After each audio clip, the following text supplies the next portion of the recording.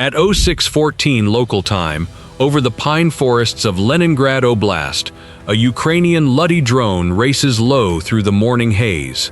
It launched 1,000 kilometers away, hours earlier, with a loose wave of others trailing somewhere behind it. What the swarm doesn't know is that it just entered the densest electronic warfare bubble in Western Russia, and every GPS satellite it's listening to is now feeding it lies, dragging its sense of position somewhere it's never been. Its navigation insists it's drifting out over open water. By every rule the Russians wrote, it should already be sitting nose down and dead in a field. It isn't. Inside the lead drone's navigation computer, the position fix jumps, then smears, then starts crawling sideways toward the Gulf of Finland, open water this drone has never seen and was never supposed to see. The autopilot bites on it, nudging the nose toward a place that doesn't exist, ready to fly the machine straight into the sea on the strength of one lie. On most days, that's the whole story. The drone goes for a swim and nobody hears the splash. This drone holds its heading anyway. The nudge came and it didn't take it. Whatever was feeding it those coordinates hasn't yet figured out it stopped listening. Here's what just happened to it.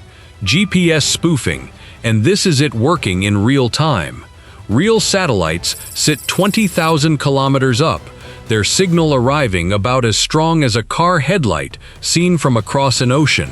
A ground-based spoofer doesn't need to be subtle. It just shouts louder, flooding the air with fake satellite signals strong enough to bury the real ones. A receiver, built to trust whatever voice comes through, loudest swallows the lie whole, and a drone that believes its own instruments flies itself right into the water. A good spoofer can shove a drone's position off by 50 meters, or by hundreds, or invent an entirely fictional location and talk the autopilot into flying there. Picture someone swapping every street sign in a city while you're driving. Your engine's fine, your steering's fine, but every turn you make is based on signs lying straight to your face. 40 kilometers back, a Russian electronic warfare operator watches his screen with the easy calm of someone who's done this 100 times. He's put dozens of these things into the dirt without firing a shot. No missile off the rail, no gun barrel glowing, no noise at all, just a lie whispered into a cheap receiver. Ride the lie long enough, and the drone flies itself somewhere stupid, running out of sky over an empty field. In his mind, the best kill is the one where nothing explodes. He leans back, the chair creaking, coffee gone cold at his elbow, and marks the contact as gone. Another easy one on a morning already full of them.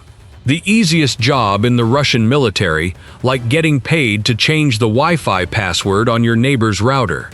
In Leningrad Oblast, someone built a $10 million system specifically to stop a drone worth about 200 grand, a Manhattan parking spot with wings. Right now, the parking spot is winning. The lead drone stopped trusting its GPS the second the numbers quit adding up. What the spoofer operator's screen will never show him is that this drone's computer has been running two navigation systems side by side the whole flight, cross-checking their stories, and the two had just started to disagree. So the computer made a choice. It threw out the satellite fix, ignored the phantom, pulling it toward the water, dropped its nose toward the treetops, and went to check its work against the ground below. That backup is inertial navigation, gyros and accelerometers tracking every turn and gust, adding it all up, asking the outside world for nothing. It's the oldest trick in the book, counting your own steps down a pitch-black hallway because you've memorized where the kitchen is. Nobody can jam it. There's nothing there to jam. Its one weakness is drift. Over 1,000 kilometers, those tiny inertial errors stack into real distance, and the drone slowly loses certainty about exactly where it is. That drift is exactly why it had to drop low and start reading the terrain, and that single decision shaped everything that came after. Reading terrain meant flying down in the weeds. It solved the navigation problem cleanly, but it also dragged the drone out of the high, efficient air where it sips fuel. Down low, the engine drinks harder, and the fuel margin it carried all the way from Ukraine starts shrinking. And down low is exactly where every short-range air defense around this port has been waiting. It beat the lie by hugging the ground. The trouble is what lives down there. If that outer ring holds, the swarm never reaches the coast, and the whole raid dies at the fence. A radar on the port's outer perimeter picks up a contact at 6 kilometers and locks. A missile screams off a perimeter rail and climbs in a heartbeat, tearing a drone 2 slots over from the lead into a slow cloud of fiberglass scraps drifting down over the rail yard. What just fired is a Pantsir S-1, radar, missiles, and twin 30mm autocannons welded onto a single truck. On paper, it eats drones for breakfast. The Pantsir S-1 is Russia's point defense workhorse, 12 ready missiles per vehicle, autocannons throwing 5,000 rounds a minute, interceptors chasing targets out to 20 kilometers, roughly Midtown Manhattan to JFK, at better than 3 times the speed of sound. The most expensive drone swatter on Earth, right up until its rails run dry. This isn't paper anymore. Ukraine has spent 2 years destroying these things, and roughly half of what Russia started the war with is scrap metal now, a scorch mark on somebody's satellite photo. The factories can't keep pace, a handful a month against a fleet getting chewed apart. So the crews with a working unit ration their missiles like someone counting the last bullets in a siege. You don't waste a shot, you can't. The autocannons fire dumb steel, no computer telling a shell to burst into shrapnel next to something small. A near miss scores nothing. The whole rig is a TV remote with 3 working buttons taped to a second remote that only changes the channel if you mash it directly against the screen. Out on the perimeter, the Pantsir commander stares at his scope and runs a calculation nobody on his crew wants to say out loud. More contacts crawling across it than he has missiles to throw. He can see the shortfall as plainly as a bill he can't pay. Every shot he takes shreds a real drone. His crew works fast and clean, exactly as trained, and none of it changes the math. The lead drone out front of the first wave faces the worst call of its run, because being lead means being seen first and shot at first, the worst seat in the house. The safe move is obvious. Slide back into the pack, let the others absorb the attention, live easier. But falling back costs something too. Arriving late means the early waves will already have the target burning, the smoke climbing, the cameras moving on. The entire reason this drone exists is to be early. So it holds its slot, accepts the added risk, and stays at the tip of the spear. What keeps it alive isn't armor or speed, it's arithmetic. The commander fires again. Another drone bursts over the rail yard, and then 2 more slip past the edge of his coverage untouched, still heading for the coast while he's busy tracking the first. His rack is emptying faster than the sky is clearing.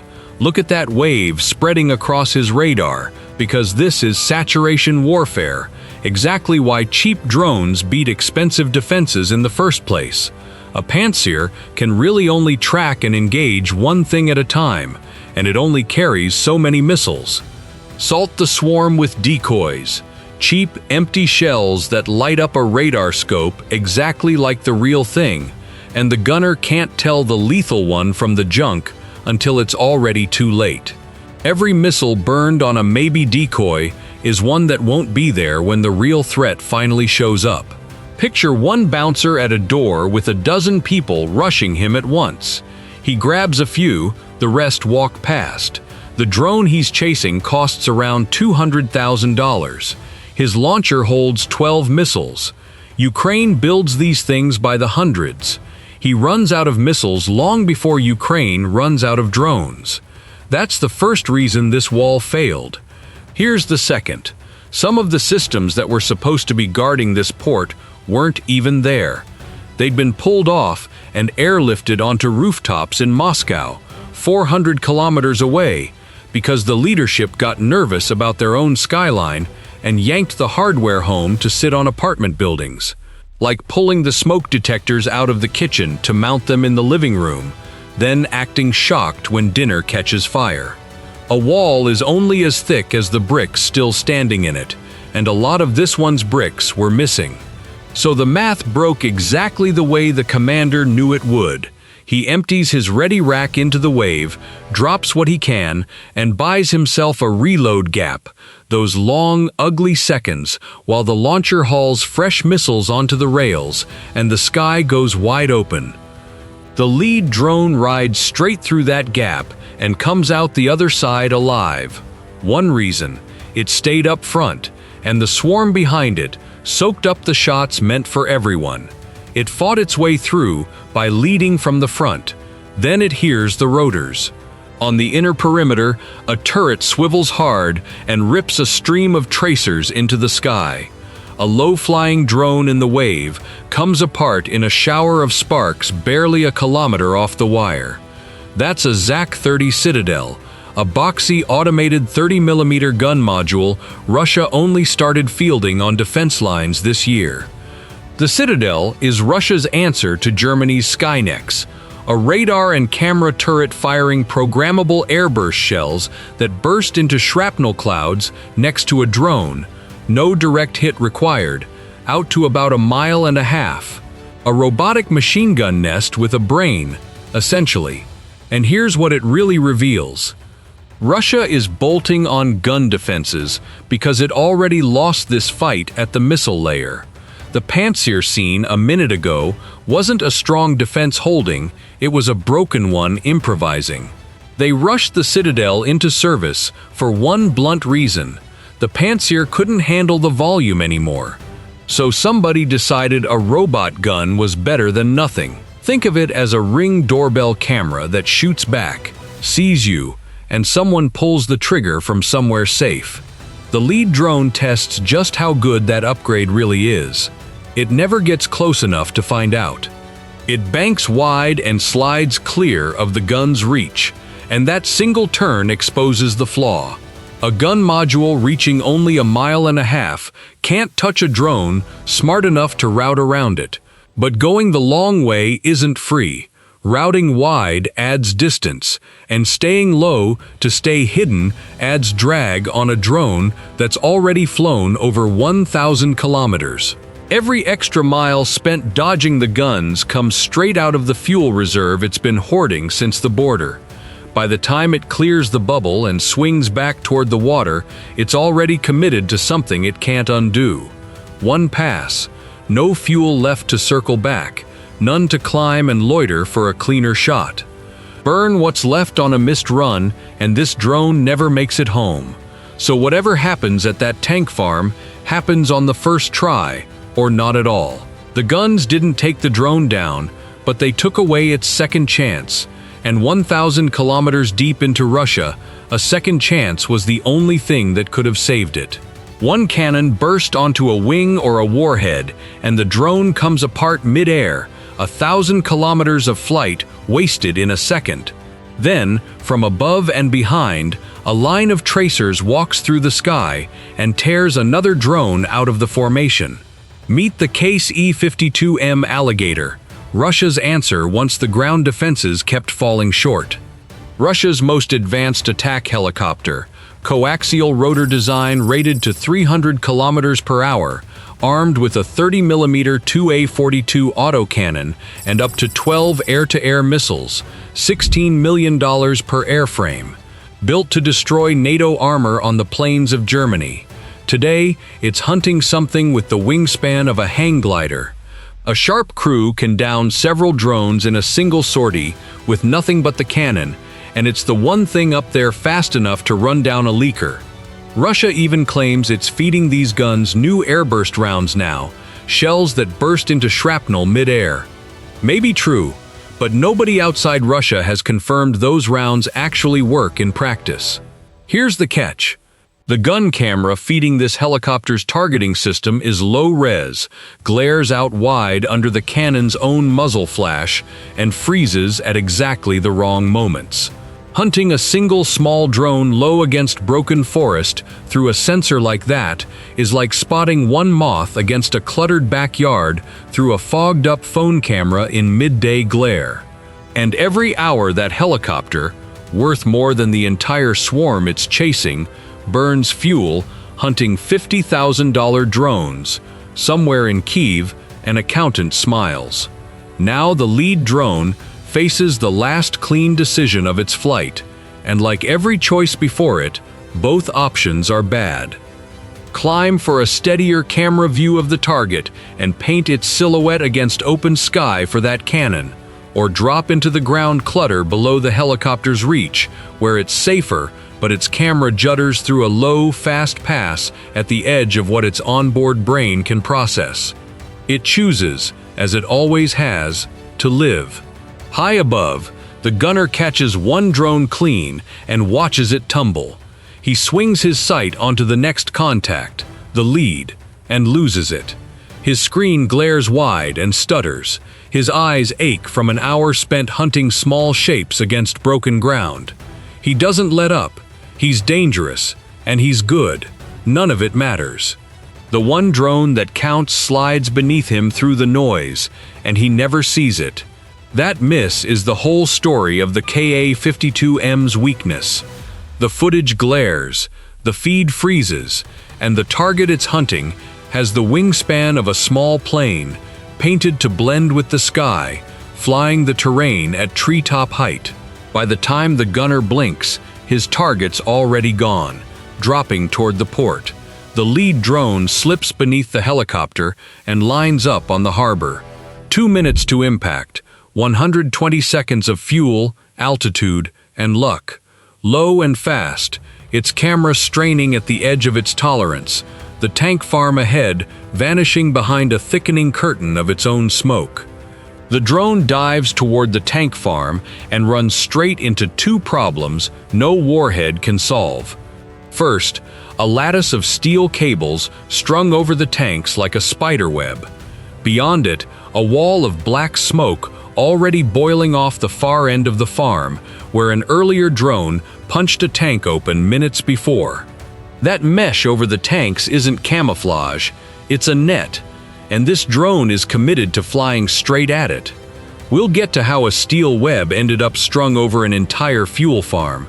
Right now, this thing is deep into its final 2 minutes, flying with no operator, no radio link, no GPS. It's not transmitting a single thing the Russians could grab onto. The whole machine is barely the size of a hang glider, built from hobby plane parts for pennies compared to a cruise missile. This is a Luty, Ukraine's home-built long-range attack drone, a wingspan close to 7 meters, a piston engine pulled off a hobby aircraft, and a 50-kilogram warhead in the nose. Flown over 1,000 kilometers to get here, New York to Chicago on a one-way ticket, steering entirely by eye, one-nose camera, and that eye is running out of things it recognizes. Lose the lock now, this close in, and the drone flies blind into a wall of smoke and hits nothing at all. The smoke rolls across the camera's field of view and the picture stops matching. Where its memory expected tiny rows of silver tanks, the lens now shows a churning black column shot through with fire. The software hunts for a landmark it was promised. It finds smoke instead. The lock breaks for one heartbeat. The most sophisticated part of this drone has, for a moment, no idea where it is. Here's what just happened. Machine vision guidance. The drone flies by eye, a nose camera comparing what it sees against satellite images loaded before takeoff, steering itself the rest of the way in. There's nothing here for the spoofer to fool, because this drone stopped asking the satellites anything a while ago. Picture a tourist who memorized a photo of a building before leaving the hotel. Scramble every GPS signal in the city, and that tourist still walks straight to the front door. The catch is simple. The tourist has to recognize the door. Right now, the door it memorized is buried in smoke. This is the bill coming due. 3 ways out, all of them nearly shut. Climb above the smoke and hand itself to the guns. Orbit and wait on fuel it doesn't have. Or find the target through the mess and commit.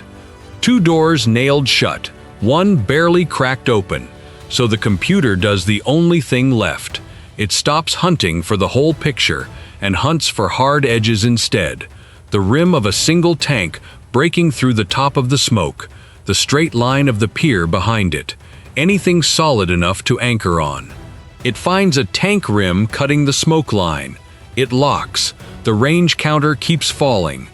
Down on the fence line, one of those ZAC-30 gun modules catches the drone through a gap in the smoke and opens up, walking 30mm rounds toward it from behind. The net waits below. The smoke churns ahead. The tracers climb in from the rear. 3 problems. 1 3-second window. From the far end of the farm, the engine note drops low enough to rattle the chain link fence, a flat, buzzing pressure rolling across the empty yard. The drone overhead has already locked onto the tank rim. The camera holds. The drone steadies. The nose drops, threading the gap in the steel web like a needle finding its own eye. Then the warhead punches through and buries itself in the side of a fuel tank. Look closely at the weapon that goes through that tank wall.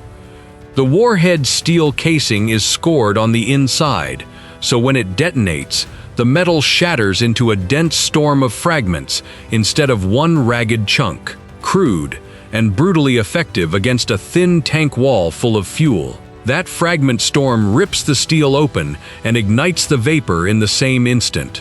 The blast just has to kick the door open. The tank goes up. The heat hits the fence line a half-second later. A wall of it you'd feel on your face from a block away. Flame sheets across the top, finds the next tank, then the one past that. A fresh black column erupts over the port and punches into the sky beside the one already standing. 2 pillars now, then a third. Somewhere across the harbor, where another drone in the wave found its own tank. 3 columns of smoke standing over a city Russia promised the world would see none. Now take in the whole picture. There's the smoke itself, towering over the waterfront for the entire city to see. And 10 miles inland, lit up and packed with people, sits the reason any of this happened. The Saint Petersburg International Economic Forum, Russia's own answer to Davos, the Kremlin's annual showcase, telling the world the sanctions never really hurt. The stage where, just days later, Vladimir Putin would stand in front of a Saudi delegation and thousands of foreign investors and talk about Russian strength, Russian stability, Russian normalcy.